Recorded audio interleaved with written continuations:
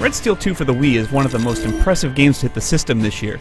The game may borrow the namesake of Ubisoft's 2006 release, but this sequel bears little resemblance to the Red Steel Ubisoft release more than 3 years ago, and that's a good thing. The original Red Steel was an absolute mess, but Red Steel 2 is a lot more fun and engaging. And even though the controls still aren't perfect, the developer did a fantastic job working to the Wii's strengths to produce a unique and original experience that looks and sounds fantastic. Goodbye.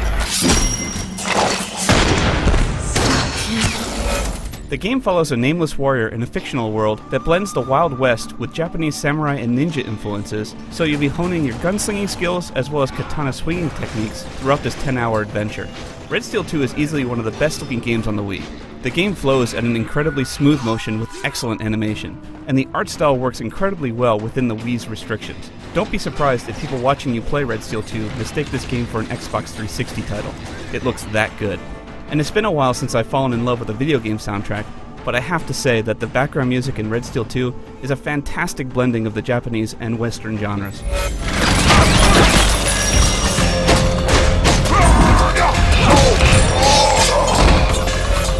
The game itself starts out as a first-person shooter, but gradually evolves into a pure action game in a first-person perspective.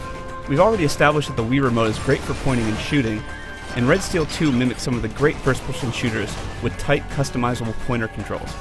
But the fact that the game requires the Wii Motion Plus attachment means much more accurate remote swinging control for all the slashes and stabs you'll be doing in the variety of missions. This game will really give your arm a workout. Thanks to the Wii Motion Plus, you can swing as hard as you can and it'll be recognized by the game. Trust me, there are enemies here that will take a ton of effort to take down, and the intense motion controls give Red Steel 2 a great level of energy. You'll really find yourself getting into the action because the in-game sword mimics the remote swings really well. You may have to deal with the occasional misreads, but they really don't get in the way. It's an absolute blast, and the blending of gun shooting and sword swinging has been handled extremely well in Red Steel 2.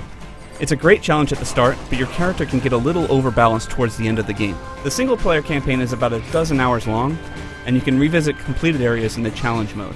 This element feels like an afterthought, mostly because you're using your leveled up characters in these early areas, but you're still forced to play through the designated training areas.